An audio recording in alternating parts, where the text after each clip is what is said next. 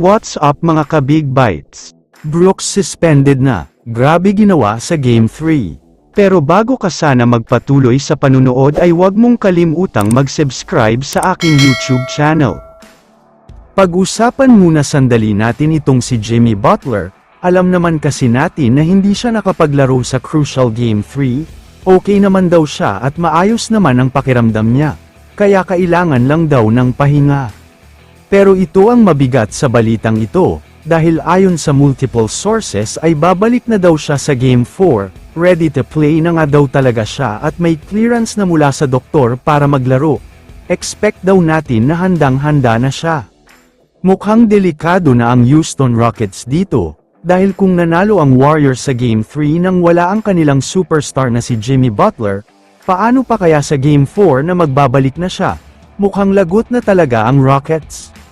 Samantala, lumipat na tayo ngayon sa isang napakagandang laban nila sa Game 3, first 3 quarters ay sobrang dikit talaga ang naging laban, masyadong intense at punong-puno talaga ng emosyon kada possession.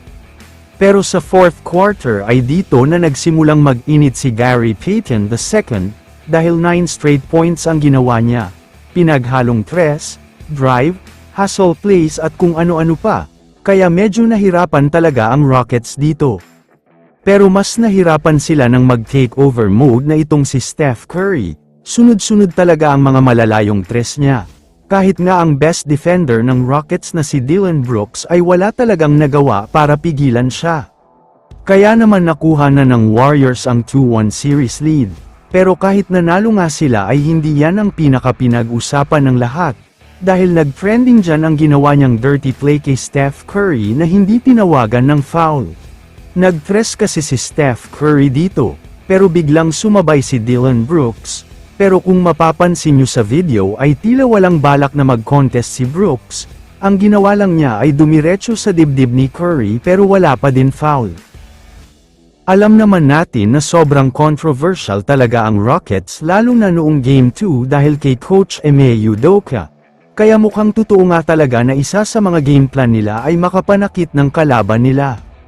Kaya ayon sa mga kumakalat na post, isang investigation na naman daw ang mangyayari, at mas mabigat na fine o punishment ang ipapataw kay Brooks, dahil mukhang sinadya niya ang pananakit kay Curry kaya possible suspension ang mangyayari. Kaya naman kung kayo ang tatanungin, ano ang masasabi niyo kay Dillon Brooks? I-comment mo naman ang opinion mo tungkol sa tanong na ito. Dito na muna nagtatapos ang video na ito. Maraming salamat sa panunood mga ka-Big Bites. God bless sa inyong lahat.